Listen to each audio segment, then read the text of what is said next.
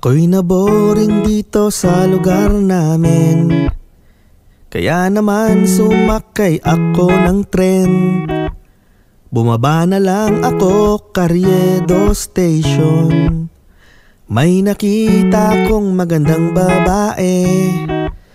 Gusto ko siyang makilala tol, pero natorpe kasi mukha siyang mayaman. Ako ay mahirap, may pag-asa pa kaya akong pansinin ng chicks na to kahit na siya ay langit at ako ay lupa.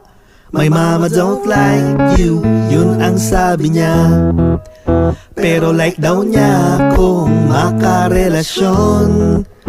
Magulang niya hindi tanggap na maging kami, pero at alam niya gusto niya pa rin ako kahit siya ay incheck. Mata niya'y singkit kasi ang tatay niya'y isang incheck. Incheck, incheck, incheck.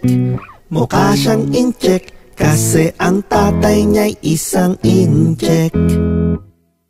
Pinakilala niya ko sa kanyang friends. Ang problema di maintindihan. Sa harapan ko sila'y nag-ching-chang-chong. Baka minumura na ako nito, pero di ako pumayag tol.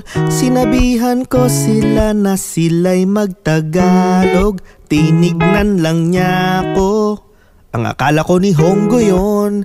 Ang mga friends niya pala ay mga Cebuano, salitay Bisaya. Kahit na siya'y Chinese, kami naging mag-on. Wala siyang pake kahit di ako ganon. Tinanong ko siya kung nasan ang pinakamalaking Chinatown. Ang sagot niya, eh di nandun sa China kasi siya ay incheck. Mata niya'y singkit kasi ang tatay niya'y isang incheck. Incheck, incheck, incheck. Mukha siyang incheck kasi ang tatay niya'y isang incheck. Incheck, incheck, incheck. Mukha siyang incheck kasi ang tatay niya'y isang incheck. Incheck, incheck, incheck. Mukha siyang incheck kasi ang tatay niya'y isang incheck.